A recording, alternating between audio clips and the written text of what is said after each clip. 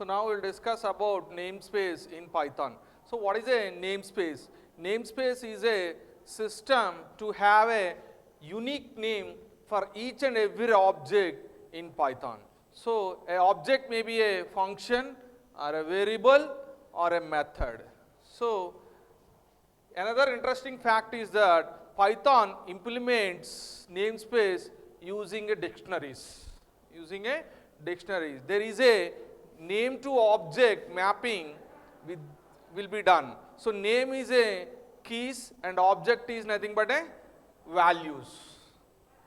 So for example, namespace is also a space that holds bunch of names, and two identifiers with the same name, same scope may lead to clash occurs. In simple terms, Python does not allow programmers to have two different identifiers with the same name.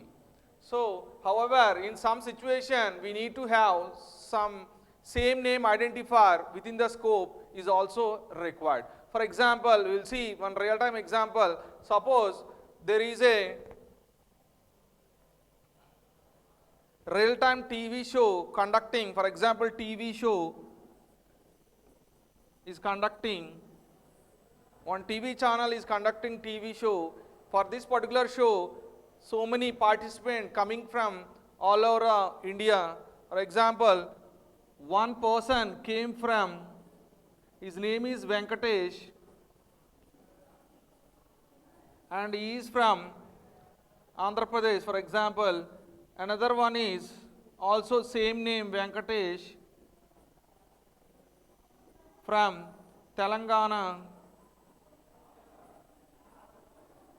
Another name is also Venkatesh from Chennai. For example, three people, assume that three people came from, one is from Andhra Pradesh, one is from Telangana, another one is from Chennai. All the participants, all these three participants having the same name is called Venkatesh. Then, in this situation, so for example, the participant, the host who conducted the TV show, they given hotels to stay in a particular room. For example, all the participants came from AP will stay at one particular hotel, and similarly another, all the participants came from Telangana will stay at hotel 2. This is hotel 1, for example. This is hotel 2. Similarly, those who are coming from Chennai stay at hotel 3. Three different hotels are given. Each state will, all the participants, the particular state will stay at hotel 1, and second Telangana participant will stay at hotel 2, and Chennai participant will stay at hotel 3. So three different hotels given for the participants. Now I will call Venkatesh, so that particular participant can identify by his name called Venkatesh, because only one Venkatesh is existing in AP. Similarly, when I will go to host, will go to H2, hotel 2, and he called Venkatesh, can be identified. And similarly, host can go to H3, can identify the name called Venkatesh. So that particular Venkatesh is from that particular state called Chennai. So individually, we can identify the same name Venkatesh from a particular state. Suppose all the participants came to one platform called show, TV show. All the participants come to TV show. Whenever the host called the name Venkatesh, who will come can be identified. It is difficult to identify Venkatesh from which state. It cannot identify. Host can get a confusion. The person from which state cannot identify it. So to identify that particular Venkatesh can be done by using the following method called state name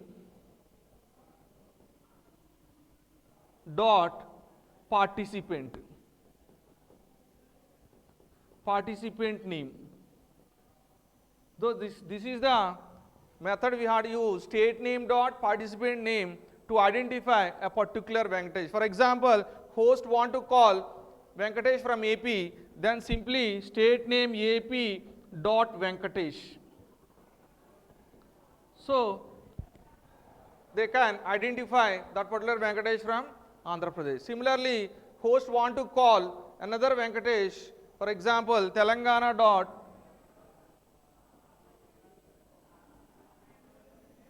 Venkatesh. Similarly, third participant, same name with Venkatesh, he want to call the host, then Chennai, example, dot Venkatesh. So, using the state name, we can identify a particular participant, state name dot participant name. This is a method we have to use to call a Venkatesh with having same name. So, this is the, when you call AP dot Venkatesh, name clash will not occur. Name clash will not occur. Same concept, whatever concept we are using here, same concept will apply in our Python also to overcome the name clashes. That means here we have to use, for example, you see for example, here you see in this module, here you see one module, this is the module 1, this is module 2.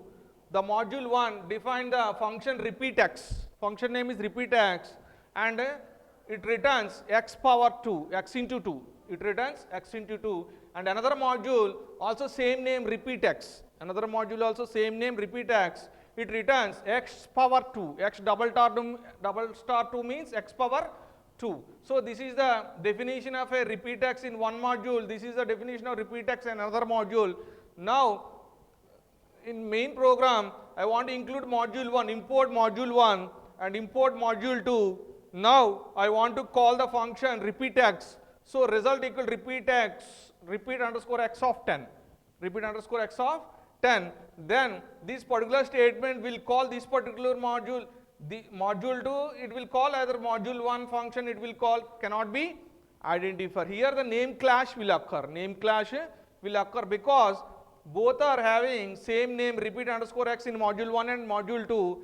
The system cannot identify which function we have called, cannot be identified. So for that we have to use this particular concept called qualifying names. We have to use the concept called qualifying names. That means here you see same whatever program previously has seen, same program we have written. Here see import module 1, import module 2. Result 1 equal to, we had to use qualifying by using module 1.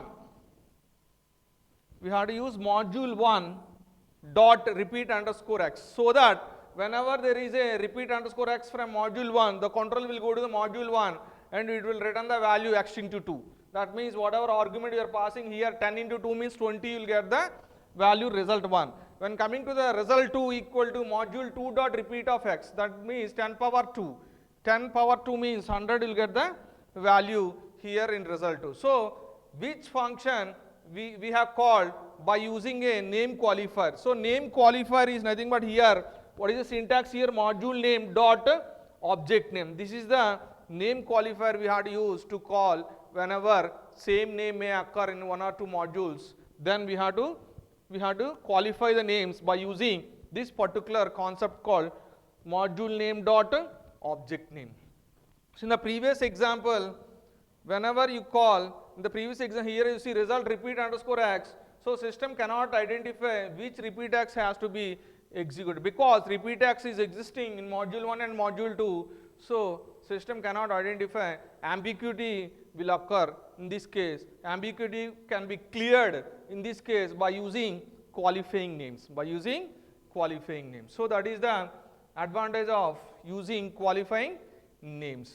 So when coming to the different types of namespaces, the first one is a local namespace, and second one is a global namespace, and third one is a built-in namespace. So local namespace includes local names inside the function, inside the class, inside the method. Whatever variables are constant we have declared within the function or within the class, within the method, those are called local namespace. Suppose you have declared names Namespace include names from various imported modules that are using in our project. Those are nothing but global namespace. Those are nothing but a global namespace. And next one is a built-in namespace. The namespace include built-in functions and built-in exception names are called built-in names. Here this is the types of namespace: local namespace, global namespace, and built-in namespace. When coming to the here, you see in this example namespace 1, so variable 1, variable 2, variable 3, these are nothing but local names we are using within the particular namespace 1. This is namespace 2, this is namespace 3. So here in this particular local you can declare variable 1, in this particular namespace 3 you can declare name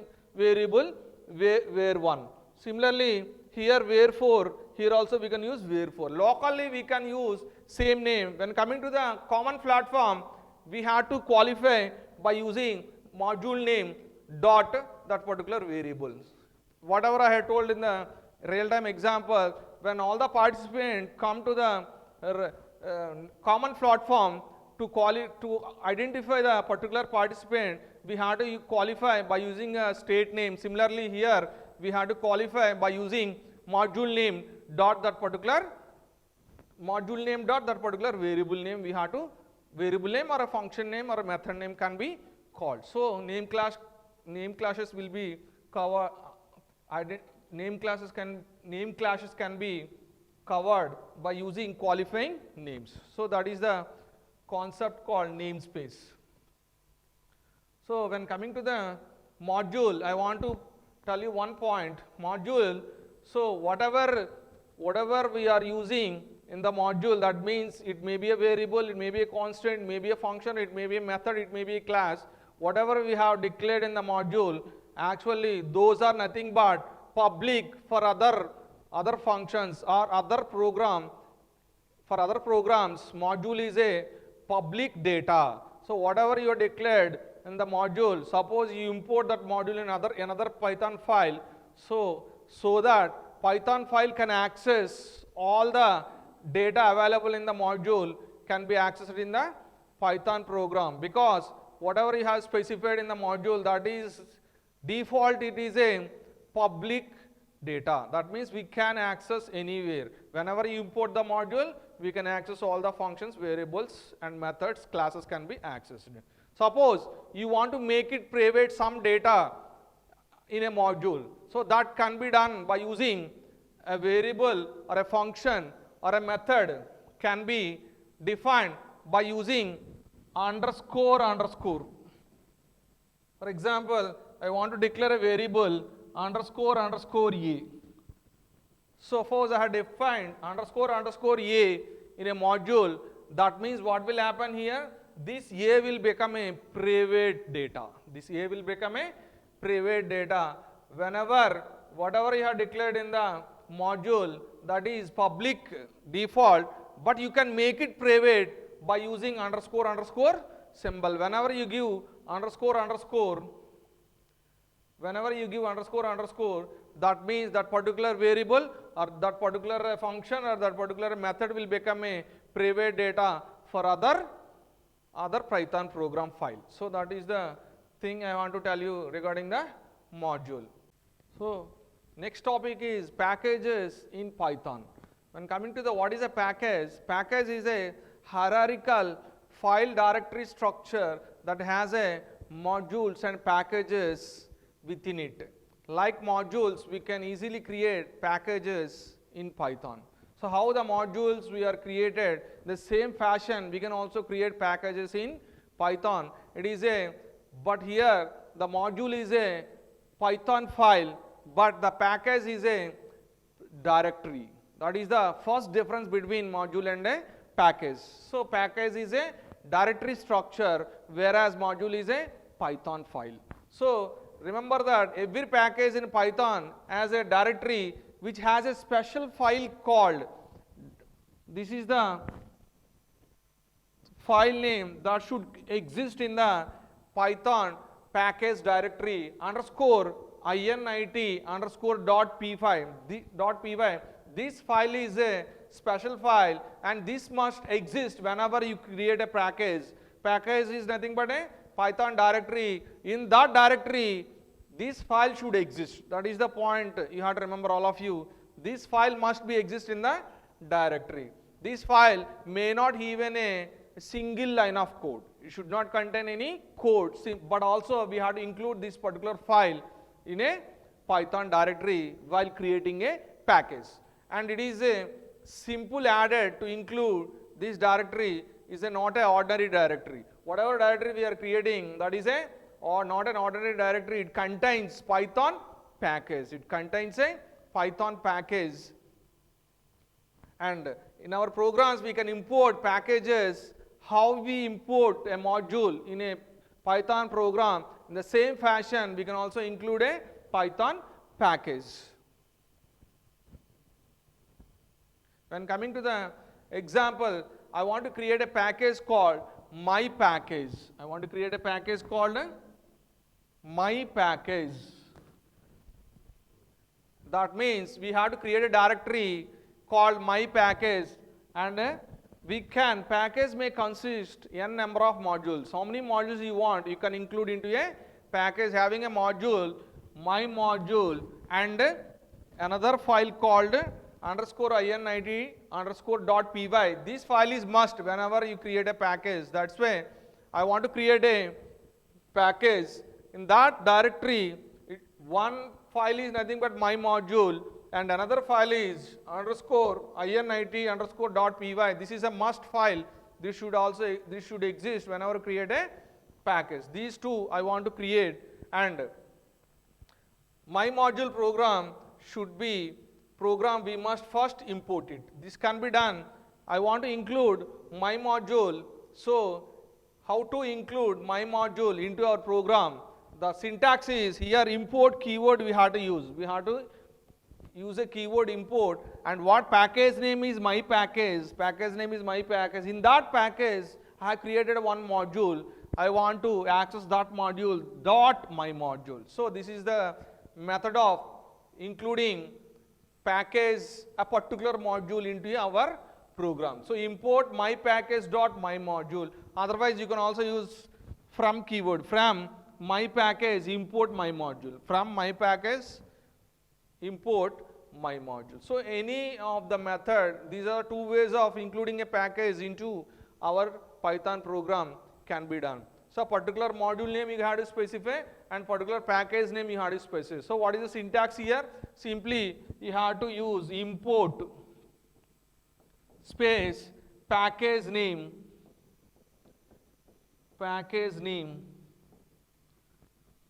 dot module name. Package name dot module name. So this is the syntax we have to import a package into Python program file. Python program file, I want to import a package, and a particular module in that particular package can be included by using import my package name dot module name. So what is the package name? I want to create my package. So my package dot my module. This is the method to include a package into our code.